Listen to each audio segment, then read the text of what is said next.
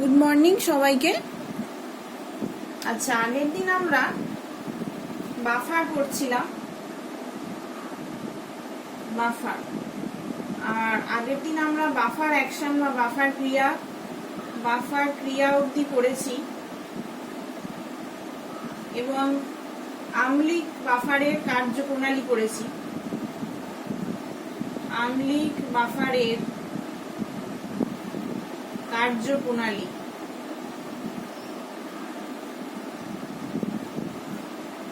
3 number যেটা, সেটা আজকে আমরা করব ক্ষারীয়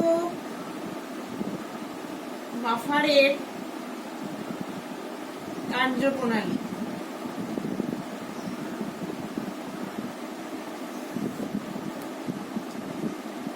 ক্ষারীয় বাফারের কার্যপ্রণালী। অ্যামোনিয়া ও অ্যামোনিয়াম ক্লোরাইড, এই যে মিশ্র দ্রবণটা, এর মিশ্র জলীয় দ্রবণ যেটা একটি ক্ষারীয় বাফার আমরা জানি।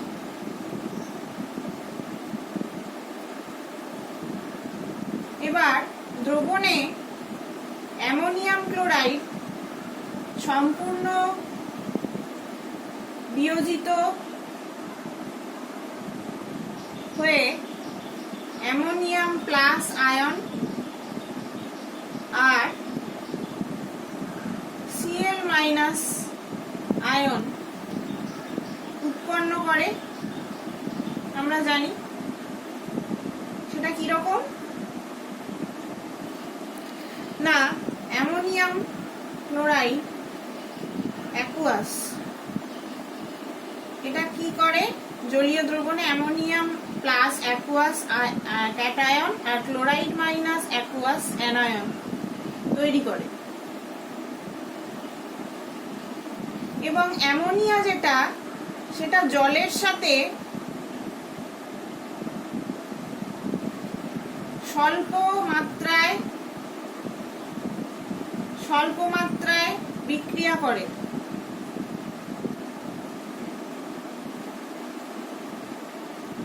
দিয়ে একটা ইকুইলিব্রিয়াম সৃষ্টি করে। কি সেটা?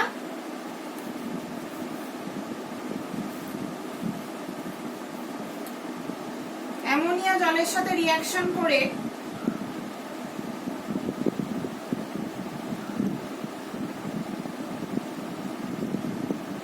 Ammonium plus aqueous plus OH minus aqueous. যেহেতু দ্রবণে অ্যামোনিয়া অতি স্বল্প মাত্রায় জলের সঙ্গে বিক্রিয়া করে এবং অ্যামোনিয়াম ক্লোরাইড সম্পূর্ণরূপে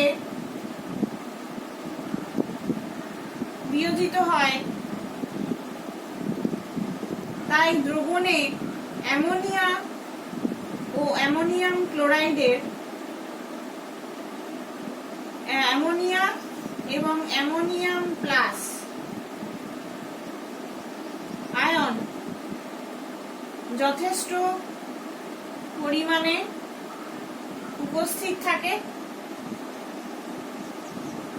সেটা কেন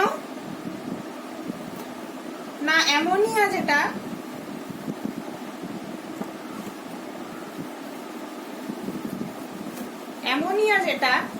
সেটা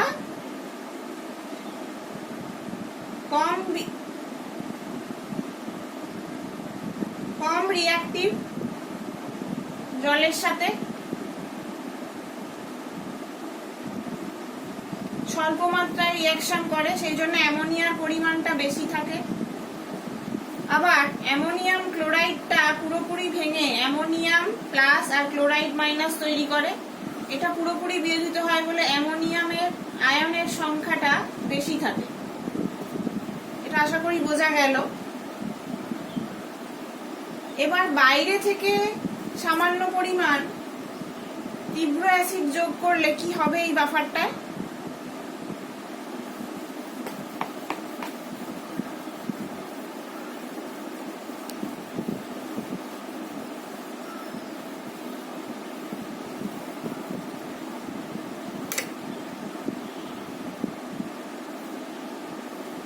বাইরে থেকে সামান্য পরিমাণ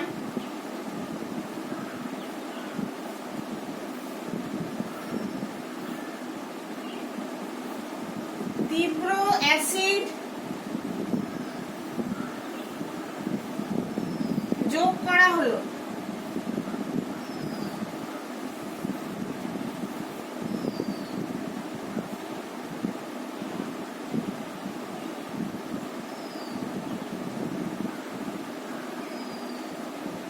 বাফার দ্রবণটিতে বাইরে থেকে সামান্য পরিমাণে তীব্র অ্যাসিডের দ্রবণ যোগ করলে অ্যাসিড থেকে যে H3O+ আয়নটা আসে, সেই আয়নটা দ্রবণে উপস্থিত OH- আয়ন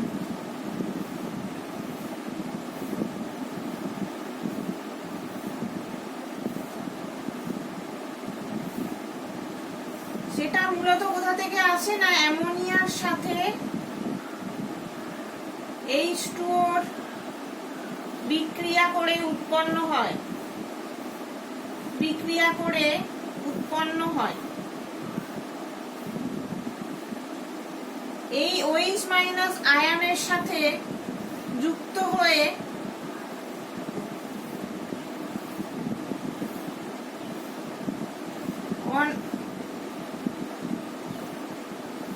অনায়নিত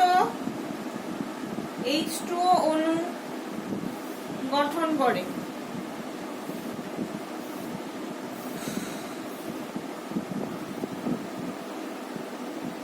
এর ফলে অ্যামোনিয়ার সঙ্গে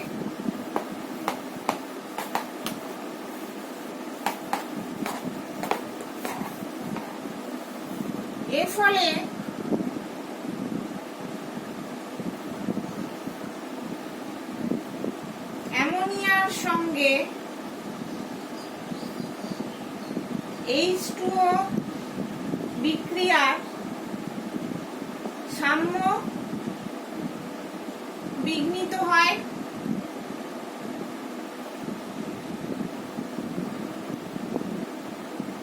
তাহলে লা সাটেলিয়ারের নীতি অনুসারে কি হবে? লা সাটেলিয়ার বলে একজন সায়েন্টিস্ট, নীতি অনুসারে কিছু পরিমাণ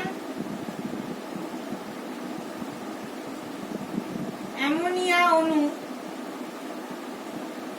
জলের সঙ্গে বিক্রিয়া করে OH- আয়ন উৎপন্ন করবে।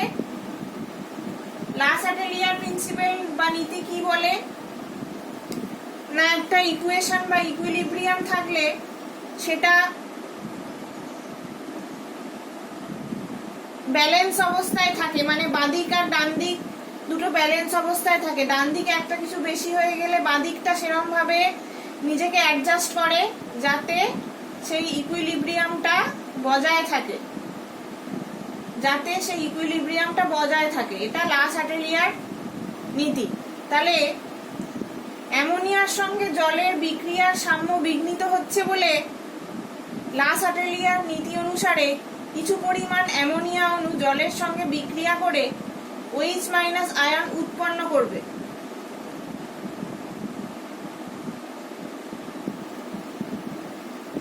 সেই জন্য এই যে ইকুয়েশনটা অ্যামোনিয়া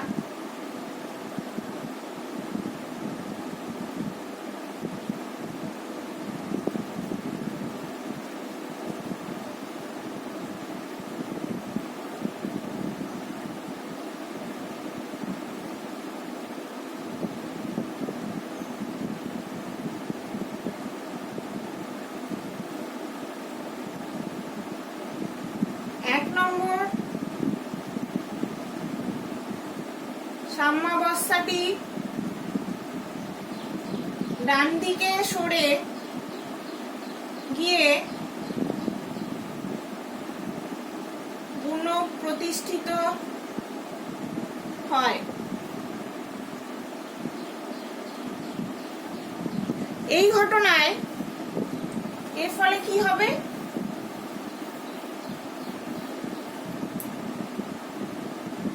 এর ফলে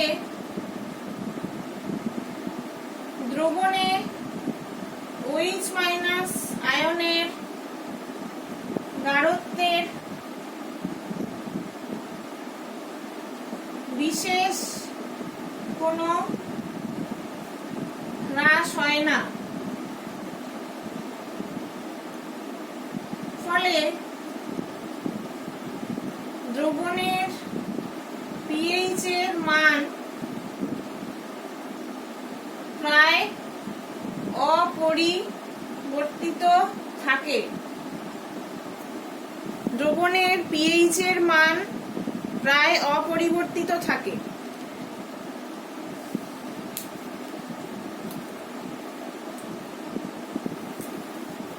এটা গেল তীব্র অ্যাসিড যোগ করলে কি হবে।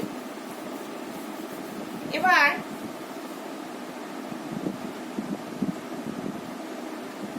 বাইরে থেকে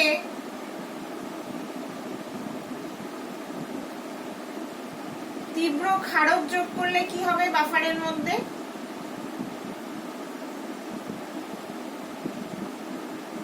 এটা কিভাবে অ্যাডজাস্ট করবে নিজেকে? না,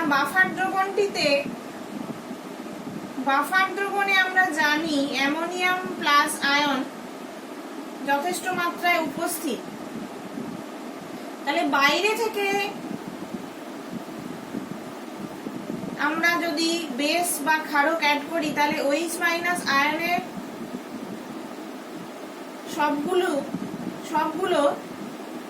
সবগুলো যে OH মাইনাস আয়ন থাকবে সেগুলো সমসংখ্যক অ্যামোনিয়াম আয়নের সঙ্গে যুক্ত হয়ে অনায়নিত অ্যামোনিয়াম অণু গঠন করবে। Ammonium aqueous plus OH minus aqueous ammonia plus H2O এইটা তৈরি করবে।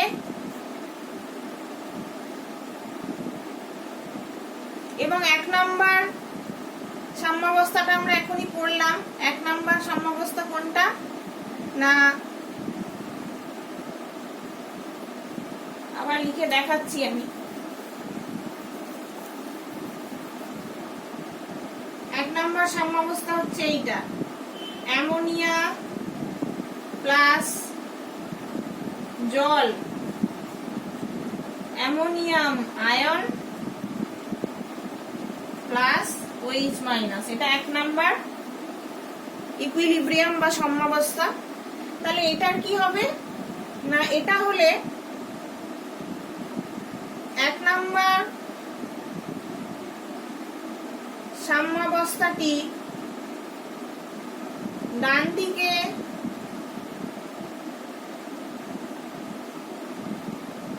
সরে যাবে।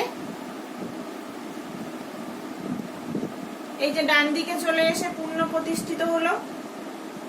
তাহলে এই ঘটনায় দ্রবণে OH মাইনাস আয়নের গাঢ়ত্বের বিশেষ কোনো হ্রাস হবে না। বিশেষ কোনো হ্রাস হবে না বা কমে যাবে না। ফলে দ্রবণের pH এর মান অপরিবর্তিত থাকবে। আশা করি বোঝাতে পারলাম যে বাইরে থেকে তীব্র ক্ষারক যোগ করলে কি হবে। না, না, বাফার দ্রবণে অ্যামোনিয়াম আয়ন আছে এবং বাইরে থেকে যদি আমরা বেস অ্যাড করি তাহলে এই যে হাইড্রোক্সাইড আয়নগুলো সেগুলো সবগুলো সমসংখ্যক অ্যামোনিয়াম আয়নের সঙ্গে যুক্ত হয়ে অনায়নিত অ্যামোনিয়া অণু গঠন করবে, যেটা এখানে করেছে। এবং 1 নম্বর সমীকরণটা তাহলে বাঁদিক থেকে ডান দিকে চলে এসছে বলে তার ডান দিকটা এই ঘটনায় দ্রবণে হাইড্রোক্সাইড আয়নের গাঢ়ত্বের বিশেষ কোনো হ্রাস হবে না, কারণ এইটাই আবার তৈরি হচ্ছে। হ্যাঁ, যেটা ভেঙে এটা তৈরি করছে সাম্যাবস্থাটা আবার ডান দিকে চলে আসছে, সেই কারণে এইটার কোনো বিশেষ চেঞ্জ হবে না, ফলে দ্রবণের পিএইচ এর মান অপরিবর্তিত থাকবে। আশা করি বোঝাতে পারলাম। এবার আমরা চলে যাচ্ছি বহু ক্ষারীয় অ্যাসিডের লবণ দ্বারা গঠিত বাফারের কার্যপ্রণালী।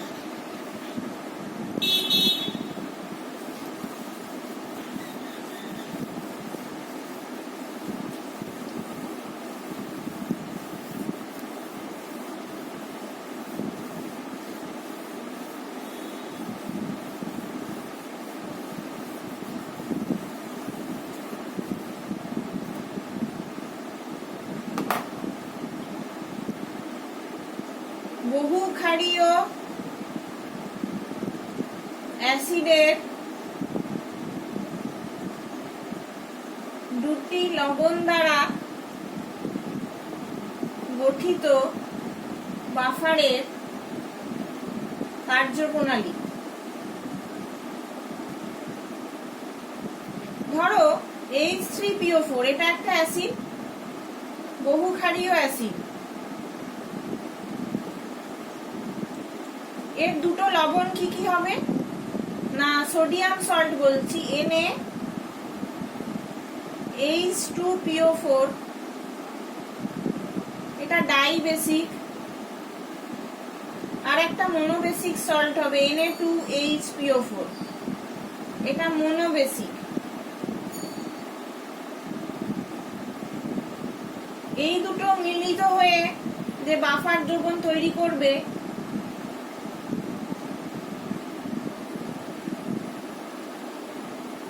তাহলে সেই দ্রবণে NaH2PO4 এর সম্পূর্ণ বিয়োজন হয়ে H2PO4 মাইনাস ও Na+ উৎপন্ন হবে। তাহলে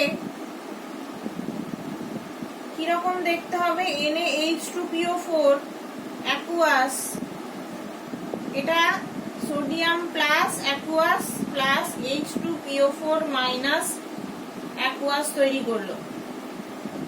অন্যদিকে কি হবে, অন্যদিকে Na2HPO4 যেটা সম্পূর্ণ বিয়োজিত হয়ে কি তৈরি করবে, HPO4 2- প্লাস সোডিয়াম প্লাস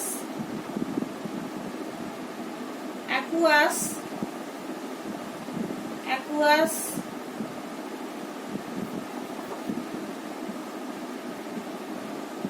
এইটা তৈরি করবে। তাহলে এই দ্রবণে NaH2PO4 মৃদু অ্যাসিড, তার উপর সম আয়ন HPO4 2-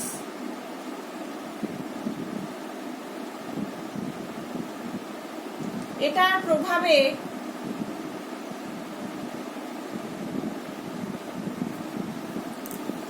সম আয়ন মানে কমন আয়ন এফেক্ট আমরা পড়েছি। তাহলে কমন আয়ন এফেক্টের প্রভাবে কি হয় না, ডিসোসিয়েশন কমে যায়। তাহলে এই যে কমন আয়নটা, এর প্রভাবে কি হবে,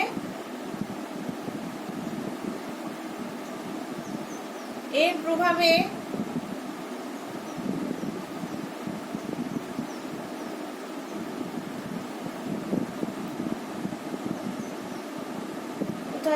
অন্যদিকে বিয়োজিত হয়ে উৎপন্ন করবে এই দুটো। এই দ্রবণে NaH2PO4 মৃদু অ্যাসিড ও NaH2PO4 NaH2PO4 মৃদু অ্যাসিড ও Na2HPO4 লবণ, এটা মৃদু অ্যাসিড, এটা তার লবণ হিসেবে ক্রিয়া করবে।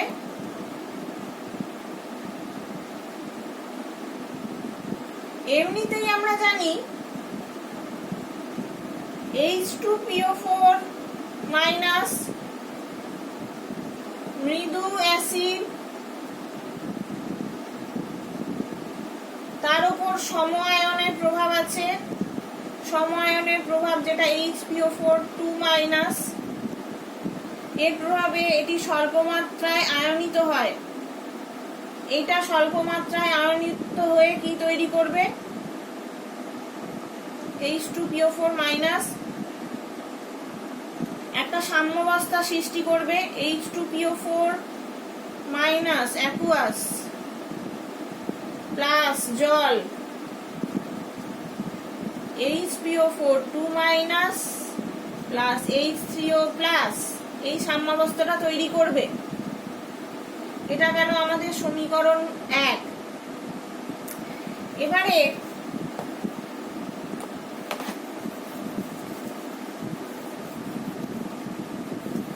এবারে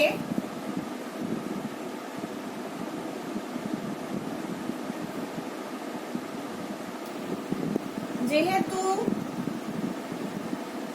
দ্রবণে H2PO4- আয়ন অতি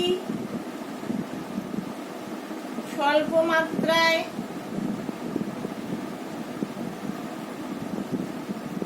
আয়নিত হয় এবং Na2HPO4 সম্পূর্ণ বিয়োজিত হয়, তাই দ্রবণে H2PO4- ও HPO4 2- আয়ন যথেষ্ট পরিমাণে উপস্থিত থাকে।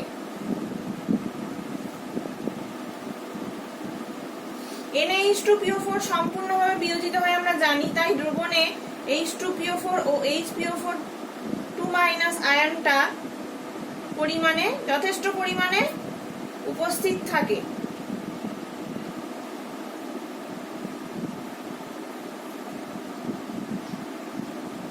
এবার আমরা বেস বা অ্যাসিড যোগ করলে এই বাফারটার কিরকম এফেক্ট পাই।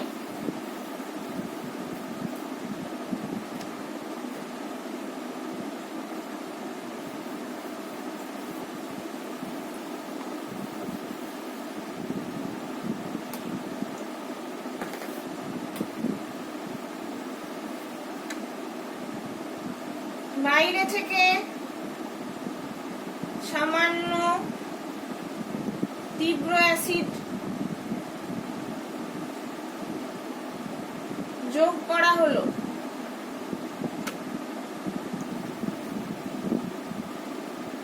তাহলে আমরা কি পাবো না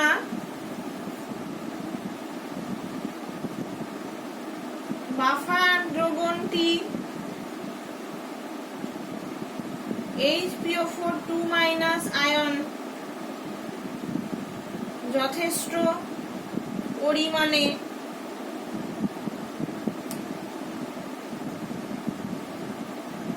উপস্থিত থাকায়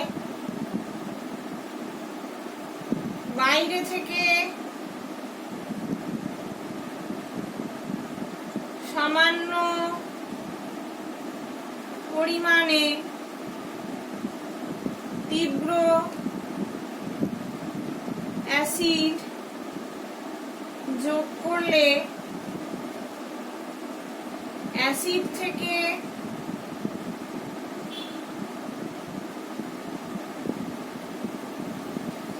আগত H3O+ আয়নের প্রায় সবগুলি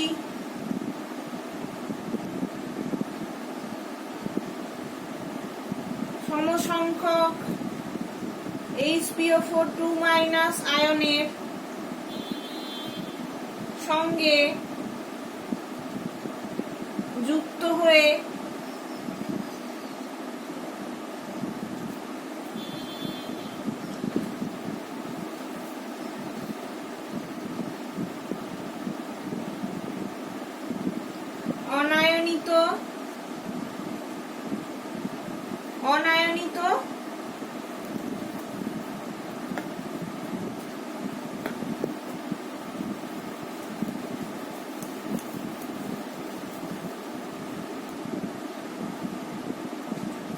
অনায়নিত কি তৈরি করে? অনায়নিত H2PO4 আয়ন উৎপন্ন করে। কিরকম করে? না HPO4 aqueous plus H3O+ aqueous, ডান দিকে গেলে H2PO4 aqueous প্লাস H2O, এবং নিচে যে 1 নম্বর সমীকরণটি আমরা লিখলাম, 1 নম্বর সমীকরণটি বা সাম্যাবস্থাটি বাঁ দিক থেকে সরে গিয়ে পুনঃপ্রতিষ্ঠিত হয়। এই ঘটনায় দ্রবণে H3O+ আয়নের গাঢ়ত্বের বিশেষ কোনো বৃদ্ধি হয় না বললেই চলে।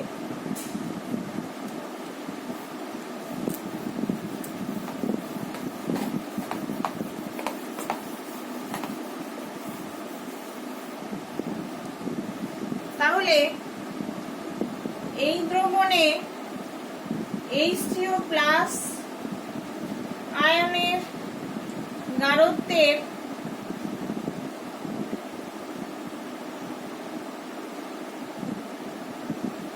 বিশেষ কোনো বৃদ্ধি হয় না বললেই চলে। ফলে দ্রবণের pH প্রায় অপরিবর্তিত থাকে। তাহলে প্রথম থেকে আমরা কি জানি যে বাফার দ্রবণে HPO4 আয়ন যেটা, সেটা যথেষ্ট পরিমাণে, এই যে আয়ন যেটা, সেটা যথেষ্ট পরিমাণে উপস্থিত থাকে।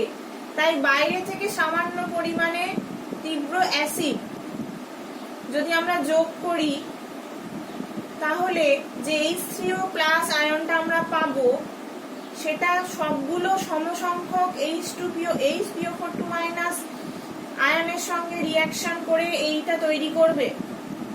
আবার এটা একটা সাম্যাবস্থা আছে, আমরা জানি। সেই বাঁদিকে জিনিসটা আবার ডান দিকে তৈরি হচ্ছে বলে কি হচ্ছে না, যে আয়নিত H2PO4 আয়নটা উৎপন্ন করে সেটা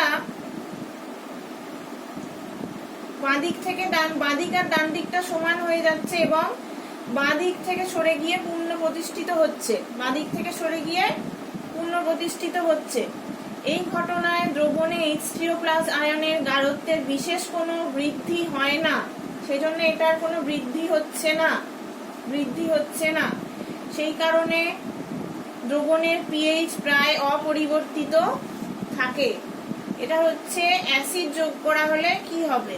পরের দিন আমরা বাইরে থেকে সামান্য পরিমাণ ক্ষারক যোগ করলে কি হবে সেটা পরের দিন পড়বো।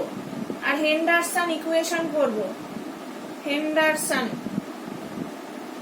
তা আজকে এতটা অবধি থাক, পরের দিন আমরা ওগুলো পড়বো, দিয়ে বাফারের কিছু অঙ্ক করব। আজকে এইটুকুই থাকলো।